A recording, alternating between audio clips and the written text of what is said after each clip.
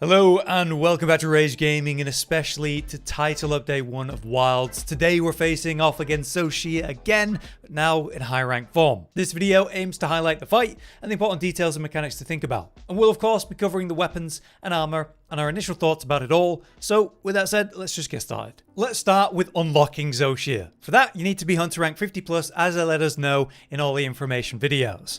You will need to do a quote-unquote quest line offered by Werner in Suja, which has a conversation with everyone about the return of Zoh Shia and the fact that it's somehow back and procreated in some way. Basically, it amounts to having a conversation, and then you need to give Alma a second to kind of update. At that point, when she's got the thing over her head, you can talk to her, and she'll ask you if you're ready to face Zoh Shia again, and you just say yes. This will take you to the battle arena to face off against Zoh Shia. After that's done, the environment will update, much like anything, say in Apex, and at the top in Wyvria, that's where it might show up. If you're wondering whether you could go back and redo the quests via the assignments, well, you can't with assignments, and then optional quests, it's currently not there, which is quite the surprise to me. So it'll need to show up on the map, at least that's what it appears. If you're wondering about the stats of Zoh Shia, you could always take a look at this even before the high rank version. It's not a separate version. As you can see though, you got the forelegs, head, wings, and tail. These are breakable. You can indeed sever the tail, which will result in more calves. And since you're going to want the materials of this monster,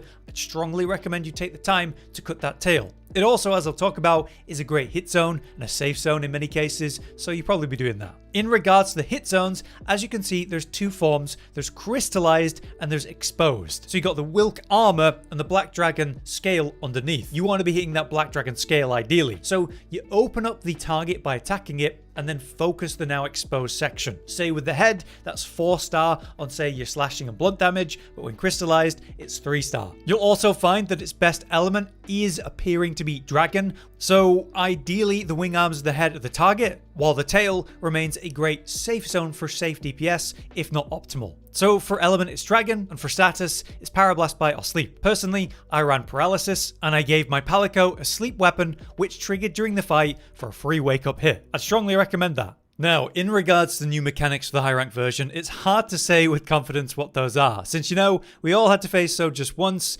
and so it's going to be hard to look back and know that I faced all the mechanics because I honestly probably didn't. A lot of it feels new to most of us, I'm sure then, even if it's not. Ultimately, what we know for sure is that it has more health and more damage, and a lot of people online are saying it's more of an aggressive version.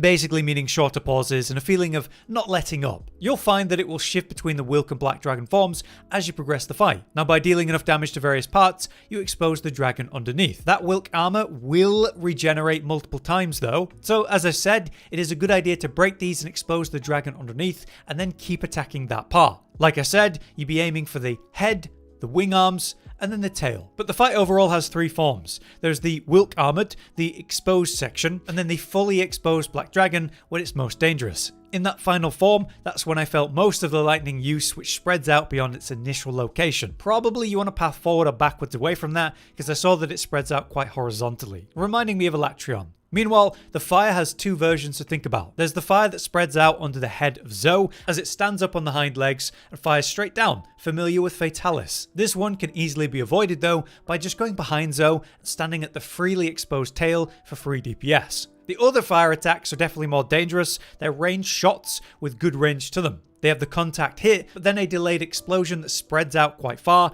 and that caught me out a few times. He'd also be firing that explosion twice at range, so I would use the seikret to run around and avoid that. And you'll experience a lot of big double Wilk slams from the wing arms. These slam down in a familiar way to say gore wing arm slams, and can be done in combos. These I try to get to the side or fully behind. Since they have a longer recovery animation, it leaves you very hurt if you get hit by. But that's my general initial advice. Get to his side and especially his back. Often that would mean moving forward into and under him to avoid the frontal attacks, and then move from head to tail for free DPS. Again, the tail can be cut, and the tail attacks are very obvious and easy to evade, even without moving much at all. In my first run, I was able to trigger paralysis for some free DPS, and using that, I basically got a knockdown, then a power proc, then a KO, then a knockdown, then another knockdown, all back to back with my charge blade, which resulted in an incredible free DPS window. I'll be aiming to repeat that in the future, and you should too. As some impactful tips, I have these for the fulgurite crystal. Try to break the crystals to create safe zones.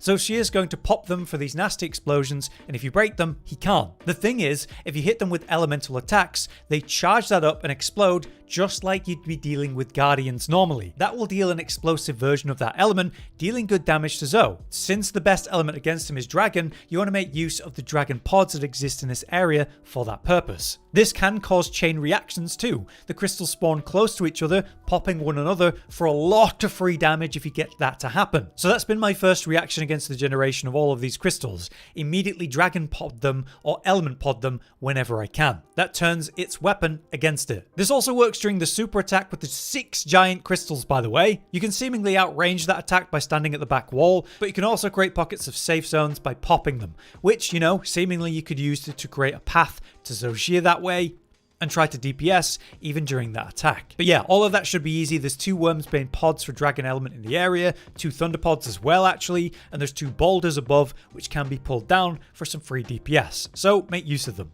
Next up then, we have the equipment of the monster. Starting with the weapons. There is the rarity 7 version and the rarity 8 version. Both have a unique skill, the whiteflame torrent. Pretty exciting. Here's the skill information it tells us. Chance to deal additional damage after landing an attack. This is familiar to say the way corrupted mantle's been working, as an extra pop of damage on various attacks. That resulted in specific combos and playstyles that maximize the effect of corrupted mantle, so whiteflame could encourage the same thing. The damage pop appears to be 50 across all the weapons, so it could be better for faster weapons or faster combos, but maybe less valuable for slower weapons that could proc it less. It comes down to if it has internal cooldowns and what those limits are. You know, can a greatsword trigger that 50 damage just as often as dual blades? Or is it going to be dual blades that trigger it way more? This is the type of thing that I need a bit more time to test because I need the materials to craft enough and test. I should also mention in our testing that the rarity 7 version of the weapon is also proccing for 50 damage, and excitingly in case of dual blades with the weapon that I was testing with, it was proccing that 50 damage on a variety of attacks. Whereas Corrupted Mantle was a lot more about using my triangle attacks, this was working during the blade dance, which is awesome. So hopefully a lot less restrictive than the Corrupted Mantle. If you were wondering or worried about if all the weapons are going to get a Zoh Shia weapon though, they do, which is a huge relief. So it doesn't matter what weapon you play, Zoh Shia is an option. Let's take a look at the stats though. As you can see, it has an attack of 220 at its base raw, 5% affinity, 300 dragon. It comes with white sharpness and a reasonable amount of that. And then a disappointing situation with the decoration slots, in my opinion, 3, 2, and 1. In my opinion, it should have 3, 3, 1 if they're not going to allow 3, 3, 3 on anything but Artian, just to encourage it to be as close to meta as possible. I don't know why 3, 2, 1 is the case. Ultimately, this is 5 less raw than a perfect raw Artian weapon, but you will get 300 dragon instead of something, to be fair, more universally relevant like paralysis or blast. In our opinion, looking at it at first value, it looks competitive enough to be one or even very likely the best monster crafting weapon option from most of the weapons. With that, we can easily say that it'll be a very functional choice if you are sick of the Artian weapon visuals and simply want to use something else that looks awesome. And what's nice about this is that it's not going to be that far behind in potential, since you got the white sharpness, only a little bit less raw, and if you don't have a perfect Artian roll, this could even be better. And you know, with the whiteflame torrent, there's a chance that skill could be surprisingly better than it reads or appears at first, but again, we need more time to test this to have a fair, reasonable conclusion. Next up, we have the armor set. This is the masculine version, and this is the feminine version. Although, to be fair, I have some coloring on right now, so that's probably making it look a bit different. Either way, it's looking pretty damn good. In the alpha version, on the helmet, we have recovery speed and agitator 1 with 3 2 slots. On the chest, we have 2 agitator, 1 counter strike, and 1 decoration slot. On the gloves, we actually have 2 levels of element absorption and 1 level of coalescence, and a 2 decoration slot. Pretty awesome. On the waist, 2 levels of agitator, 2 coalescence, but no decoration slots. On the boots, we have a 2 and a 1 decoration slot, 2 levels of counter strike, recovery speed, and an element absorption. Pretty hefty skills. But for the beta version, obviously we're going to get better slots but less skill levels. So you can see that you have the agitator here on the helm with 3, 2, 1, 2 agitator on the chest with a 3 decoration slot. For the gloves, we have a 3 and a 1, and the 2 levels of element absorb. For the waist, we have 2 levels of agitator and the coalescence, which is amazing, and the 2 decoration slot there. And on the legs, we have the 3 and a 2 decoration slots with 1 levels for counter strike, recovery speed, and element absorb. Pretty exciting stuff because these are very good skills and solid decoration slots.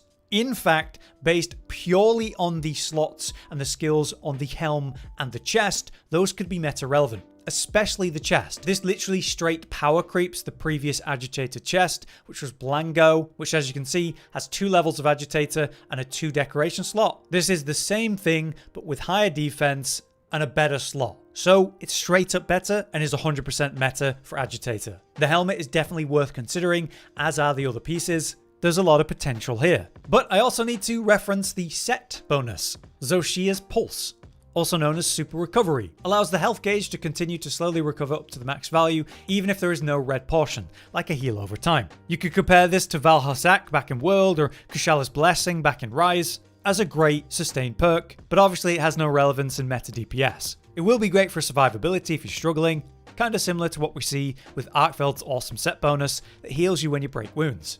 So if you're not worried about max DPS, it could be a really nice bonus. To trigger it, as you can see, you need to get 2 or 4 pieces of Zoh Shia though. But there you have it. That's my overview of high rank Zoh Shia, the equipment, the gear, and of course the fight itself. If you guys have any extra information or tips, then feel free to let us know in the comments. This was based on my first few kills of Zoh Shia. There's a lot to learn, a lot to maximize, and I have a really good feeling about, say, those wing arms and finding ways around that, building up KO, and all the ways we can make use of the fulgurite crystal against them using elements. In my opinion, I think the fight is very, very enjoyable, but I only did the low rank version of Zoh Shia a single time. All of it feels fresh and new and impactful to me, to the point where I'm going to really enjoy doing this fight over and over and really getting good at it. In regards to the equipment, I do think it's unfortunate that the skill for the set is found on the weapons, considering how meta the Artian weapons are, and how if you're wanting to play meta, you'll be probably using Artian weapons still. Though again, I'm still very interested to find out how truly valuable that damage is on the weapon skill, and if it outdoes the better stats you get on an Artian set. So more to look at there. I do find it disappointing that there's no new skill on the armor set. At the same time, it is meta relevant. You know, that chest piece is incredible. Time will tell how truly relevant all of it is though. We've got some serious testing to do, but we will be back with updated sets for all our meta sets very soon. For now then, I've been Hollow, you've been you. Thanks for watching. See you next time. Josh, Cotton, and Hollow with the videos, dropping the humor like a hammer on your tippy toes, bringing entertainment on a daily arrangement to take our insanity and turn it into entertainment. Yes, I said entertainment twice, to reiterate that it is nice to look into your faces on a mostly daily basis when you let us in your homes to make the whole world a stage. Goodbye.